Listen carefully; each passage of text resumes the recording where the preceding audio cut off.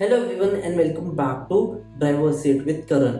आज का जो एपिसोड है ये स्पेशली है इंडियन ऑटोमेकर्स का मेक इन इंडिया प्रोग्राम का एंड जो हम डोमिनेंट वर्ल्ड ग्लोबल में एक सुपर पावर बन के आ रहे हैं specially in the automotive sector, उसकी आज हम बात करेंगे। ये क्या हुआ, कैसा हुआ, बिकॉज जो मैं बात आज बोलूंगा वो शायद बहुत लोगों को बिलीव नहीं होगा। आप गूगल कर सकते हो और जो लोगों को बिलीव होगा उनको पहले से ही पता होगा and they would be car enthusiast and they would be geek like me. तो आज के इस एपिसोड में हम बात करेंगे कि हाउ इंडिया में आज जो मैन्युफैक्चरिंग फैसिलिटीज और प्रोडक्ट्स है it became the fifth largest exporter to Japan और हमने $616 मिलियन का बिजनेस किया है जस्ट हाफ 2025 में, जो कि 230% ज्यादा है पिछले पूरे एंटायर फिजिकल ईयर से। तो ये कैसे हुआ है, क्या हुआ है, आज इस वीडियो में हम डिटेल में बात करेंगे। तो मेरा एक छोटा सा आपसे रिक्वेस्ट है कि प्लीज लाइक कीजिए, अगर अच्छा नहीं लगता है तो डिसलाइक कीजिए, सब्सक्राइब देंगे तो कर लीजिए and let's talk about how make in India is working and how India is winning in Japan. So बिना किसी तरीके स्टार्ट करते हैं आज का वीडियो। सब्सक्राइब देंगे तो कर लीजिए। जापान एक मैन्युफैक्चरिंग हब था automotive like Toyota, Honda, Suzuki, Kawasaki, ऐसे ऐसे ब्रांड्स हैं कि वो वर्ल्ड डोमिनेशन में थे। हेक उन्होंने तो अमेरिकन को एक ऑटो मेकिंग हिस्ट्री में बीट किया है जब ऑयल क्राइसिस एंड रिलायबिलिटी के साथ आई थी।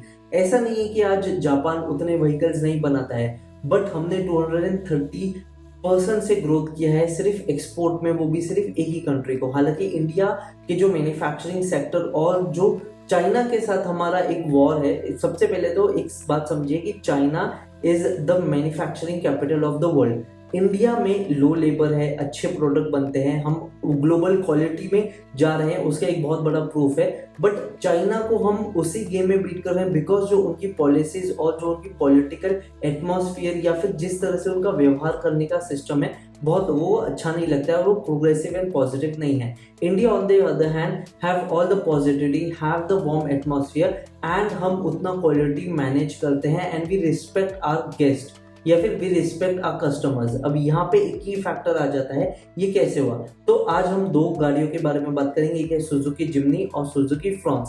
हालांकि मारुति सुजुकी जापान का ही है एंड जापान ने 90s में और 2000 में जो अपना डोमिनेंस बताया था और अपनी इंजीनियरिटी एंड अपनी मिराकुलर फैसिलिटीज बताई थी, हम उस स्टेज को मैचअप कर रहे हैं, हम उसको बीट कर रहे हैं। बिकॉज अगर आपने होंडा देखा है तो होंडा की NSX व्हीकल्स जैसी हैं, NSX है, S2000 है, वो सिर्फ कमर्शियल मास मार्केट नहीं थी, वो फरारीज एंड लैम्बोर्गिनीज को उन्होंने उनकी रातों की नींद उड़ा दी थी, इतनी अच्छी व्हीकल बनाई थी।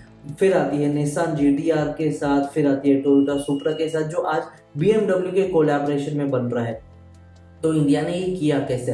तो सबसे पहले तो सुजुकी और होंडा की यहाँ पे मैन्युफैक्चरिंग फैसिलिटीज है and they export to at least 7 countries जो मुझे पता है, Mexico, Africa, Australia, Vietnam and बाकी और एशियन की कुछ कंट्रीज हैं, वहां पे हम एक्सपोर्ट करते हैं। अब जापान में सुजुकी जिम्नी इतनी सक्सेसफुल आई है बिकॉज वो एक फॉर्च्यूनर ऑफ के कार है। ऐसे आप समझ के चलिए कि 2 दिन में उनको 50,000 बुकिंग मिली है and they have to suspend their booking for next 3 months because उनका उतना प्रोडक्शन कैपेसिटी ही नहीं है। इंडिया में जो कैपेसिटी है वो बना सकते हैं 3 लाख व्हीकल्स एक साल में। अगर वो पूरे ही व्हीकल सिर्फ जापान के लिए बनाएंगे तो फिर इंडिया में मैन्युफैक्चर करके क्या करेंगे। अब जापान में ऐसा नहीं है कि वो फैक्ट्रीज नहीं है, ऐसा नहीं है कि वो ब्रांड्स वहां के नहीं है, बट द पॉइंट इज वहां पे जो लेबर कॉस्ट है और जो वहां पे कॉस्ट ऑफ मेकिंग प्रोडक्ट रहेगा वो इंडिया से बहुत ज्यादा महंगा रहेगा। तो यहाँ पे एक चीज आती है कि हम ग्लोबल लेवल की क्वालिटी मैनेज कर रहे हैं, बना रहे हैं, एज वेल एज हम ऐसा व्हीकल्स बना रहे हैं जो जापान में जाके हम उनको डोमिनेंस बता रहे हैं। Jimny and Fronx are so popular कि हमारा 60% ऑफ द वॉल्यूम वहां पर अगर हमने प्रोड्यूस किया तभी हम उनके नीड्स को सेटिस्फाई कर पाएंगे and this is a very big deal because Suzuki Jimny बहुत केपेबल व्हीकल है। It is one of the best vehicles जो आज आप बाय कर सकते हो, बट वो इंडिया में नहीं चली है।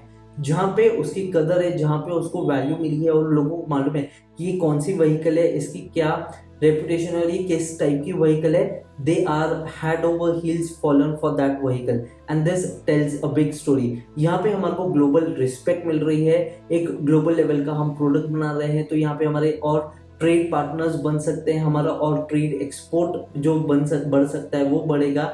एंड इसके साथ साथ जो जापानीज का सोफिस्टिकेटेड मार्केट है, हम अगर उनकी क्वालिटी में मैच करते हैं, हम उन्हीं के ब्रांड्स लिखकर उन्हीं से सीखकर उन्हीं को बेच सकते हैं प्रोडक्ट, तो हम क्या कुछ नहीं कर सकते हैं। And this is one of the big wins for make in India कि हमने इतनी अच्छी फैसिलिटीज, हमने इतनी अच्छी ब्रांड्स के साथ कोऑपरेट किया है।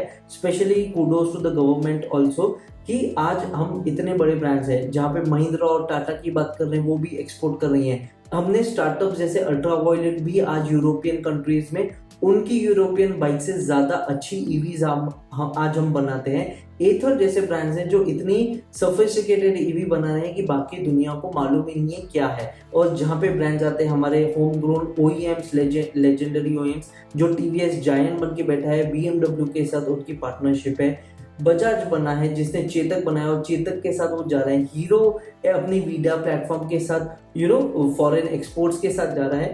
इससे ओवरऑल एक हमारे को स्पेसिफिकली ऑटोमोटिव इंडस्ट्री में एक वर्ल्ड रिस्पेक्ट मिलेगा और वर्ल्ड स्टेज को एक ये जाएगा कि आप चाइना में या फिर जो चाइना की पॉलिसी है उसमें इन्वेस्ट नहीं कीजिए, you just invest in India and you will get as good as product as any other country would have made. Even the best of the best countries जो बना सकती है, हम वो आपको उस क्वालिटी में मैच करके देंगे। and this is a proud win for India.